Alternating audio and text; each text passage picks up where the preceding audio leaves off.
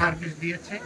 আমরা পর্দার আড়ালে থেকে নাম উড়ানোর জন্য নয়, বাস্তবে মানুষের উপকারের জন্যই কাজ করব। এবং এটা করে যাবো ইনশাআল্লাহ। আমি আপনার কাছে একটু জানতে চাচ্ছি, আপনি আজকে বরগুনাতে গিয়েছিলেন, বরগুনার একটি বিষয় এই বিষয়টা নিয়ে জনমনে বেশ কিছু প্রশ্ন হয়েছে।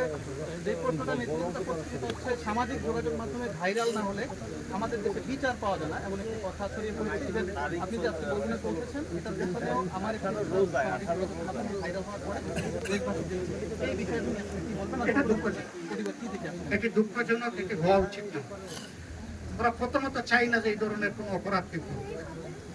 আর যদি অপরাধ করে ফেলে তাইলে যেন পার না পায় এবং ন্যায় বিচার যাতে যথাসময়ে নিশ্চিত হয়।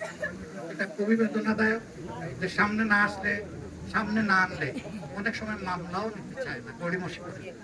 এই সংস্কৃতির কবর রচনা হওয়া উচিত এবং মানবিক সংস্কৃতির বিকাশ হওয়া উচিত, যাতে প্রত্যেকটা ক্ষতিগ্রস্ত মানুষ এবং পরিবার ন্যায় বিচার পায়, ন্যায় বিচার নিশ্চিত হয়। ধন্যবাদ আপনাকে প্রশ্ন করার জন্য। আমরা দেখে এসেছি খুব বিদারক ভাই, এটা আমি এখন বর্ণনা দিতে পারবো না। আমিও কেঁদেছি, ওরাও কেঁদেছি, এর বেশি আমি কিছু বলতে পারবো না। আমরাও তাদের দায়িত্ব নিয়ে এসেছি। আল্লাহ ধন্যবাদ। ওরাও 2.5 মাসের একটা শিশু তুলে নিয়েছি এবং বলেছি যে কথা আজকে এই শিশুর জন্য বলেছি ওইটা ওখানে বলে আসবে।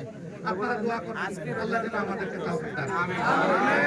আসসালামু আলাইকুম। সবাইকে ধন্যবাদ। ভাই এই বাবুকে আমরা নিয়ে যাচ্ছি, আপনাদের আদরের বাবুকে নিয়ে যাচ্ছি।